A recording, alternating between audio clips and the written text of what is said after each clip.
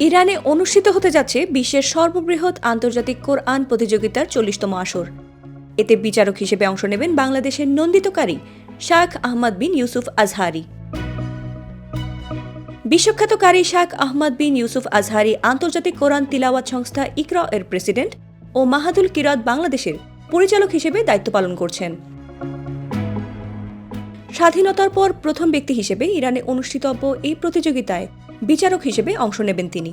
ইরানের তেহরানে আগামী 15 থেকে 22 ফেব্রুয়ারি পর্যন্ত হিফজ, কিরাত, তাফসির সহ মোট 8টি বিভাগে প্রতিযোগিতাটি অনুষ্ঠিত হবে। প্রধান অতিথি হিসেবে ইরানের রাষ্ট্রপতি ইব্রাহিম রাইসি বিচারক মণ্ডলী এবং প্রতিযোগীদের মাঝে সম্মাননা ও পুরস্কার প্রদান করবেন। উল্লেখ্য, 2011 সালে আহমদ বিন ইউসুফ এ প্রতিযোগিতায় বাংলাদেশের পক্ষে অংশ নিয়ে প্রথমবারের মতো কিরাতে তৃতীয় স্থান অর্জন করেন এবং সারা বিশ্বে বাংলাদেশের নাম উজ্জ্বল করেন। তার এই সফরের মাধ্যমে সারা বিশ্বে লাল সবুজের পতাকা আরও একবার সমুন্নত হবে এবং বাংলাদেশের সম্মান বৃদ্ধি পাবে বলে মত দিয়েছেন সংশ্লিষ্টরা। প্রতিযোগিতা শেষে আহমদ ইউসুফ আগামী 24 ফেব্রুয়ারি দেশে ফিরবেন।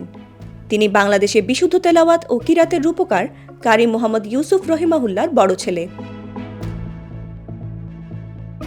ফাতিমা সুলতানা, প্রবাস খবর।